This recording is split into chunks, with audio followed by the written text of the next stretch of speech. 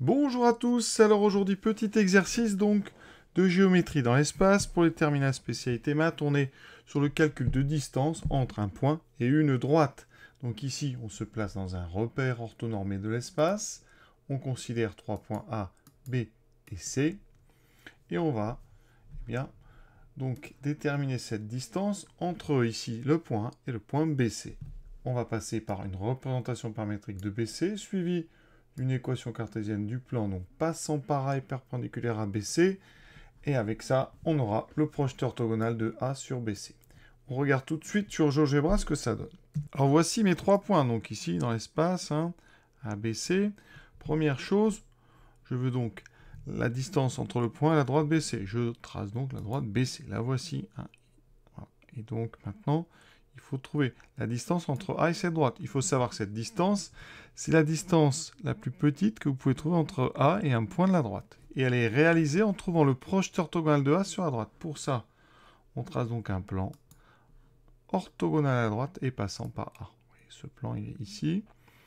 Et une fois qu'on a ça, le plus dur est fait. Il faut trouver l'intersection entre le plan et la droite.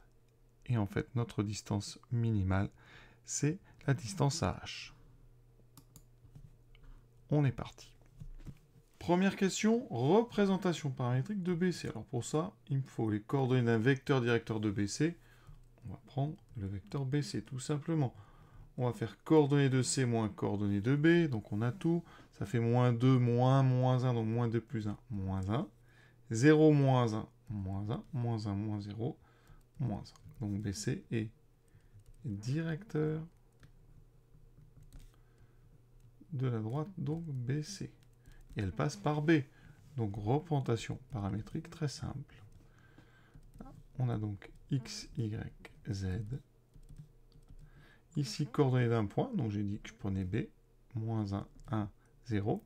Et ensuite, mon paramètre, donc T, qui décrit l'ensemble des réels, avec comme coefficient les coordonnées du vecteur directeur. Donc moins T, moins T, moins T. Voilà. Alors on aurait pu prendre comme vecteur directeur CB. On aurait eu 1, 1, 1, et on aurait eu ici plus T, plus T, plus T. Voilà. Et de toute façon, il existe une infinité de représentations paramétriques de BC en fonction du vecteur directeur que vous choisissez et du point que vous avez choisi.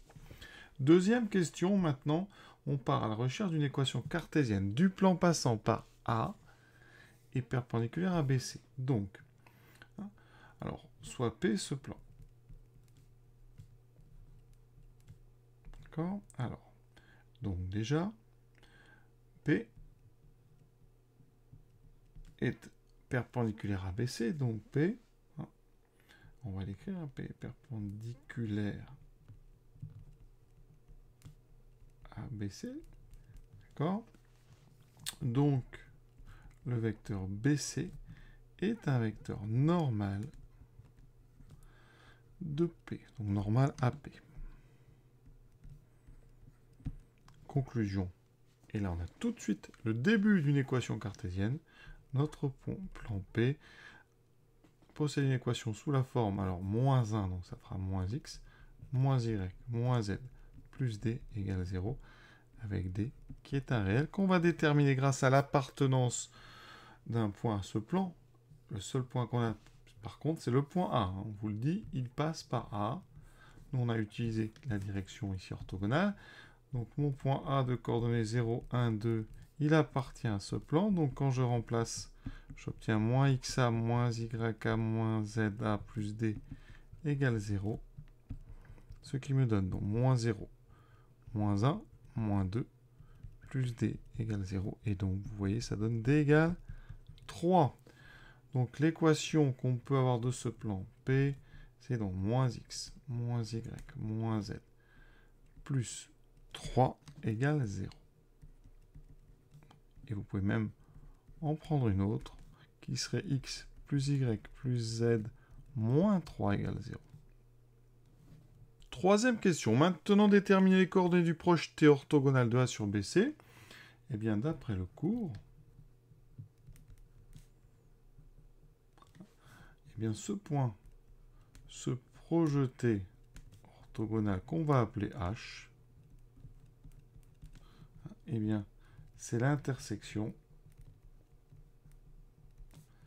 entre la droite, donc BC, et le plan P, qui est donc orthogonal à la droite et qui passe par A.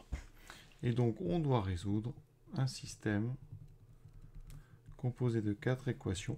Les 3 équations qui forment la représentation paramétrique de BC et l'équation cartésienne. Alors, là, je vais prendre la première qu'on a trouvée, moins x moins y moins z plus 3 égale 0. Mais pensez plutôt à passer par x plus y plus z moins 3 égale 0. Elle est plus pratique, on va dire. On résout ça. Donc, pour ça, c'est très classique. On injecte x, y et z dans l'équation cartésienne dont on dispose. Ça fait moins, faites bien attention aux parenthèses.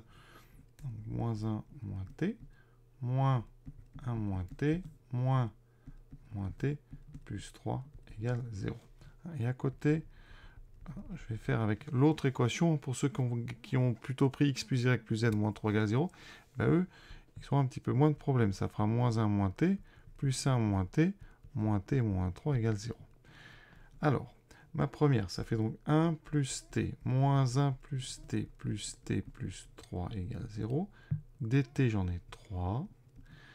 Ici, ça s'annule, donc 3t égale moins 3. Vous voyez, on trouve t égale moins 1.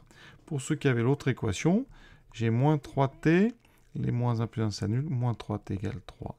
Et je trouve aussi t égale moins 1. Donc, vous voyez, pas de souci, ça va donner le même point. Maintenant, une fois qu'on a t égale donc moins 1, on va remplacer ici. Ça veut dire que xh, puisque je l'ai appelé h ce point, c'est donc moins 1 moins 1. Donc c'est moins 1 moins 1, ce qui fait 0. YH, c'est donc 1 moins 1. Là, ça fait 1 plus 1, 2. Et ZH, moins 1, donc ça fait 1. Donc le point H, ce projeté orthogonal, a pour coordonnée 0, 2, 1. Quatrième question. Maintenant, on calcule la longueur, la distance entre A et H. Autrement dit, la longueur à H. Donc pour ça, je passe par le vecteur. Donc, coordonnées donc, de H, donc c'est moins celle de A, 0, moins 0, 0. 2 moins 1, 1. 1 moins 2, moins 1. Le repère est orthonormé. Je peux utiliser la formule pour calculer une longueur. Donc, ça fait 0 au carré, plus 1 au carré, plus moins 1 au carré qui vaut 1 au carré.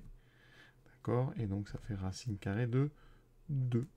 On vérifie tout de suite sur GeoGebra. Et vous voyez que on nous annonçait effectivement 0, 2, 1. Et une longueur approximative de 1,41.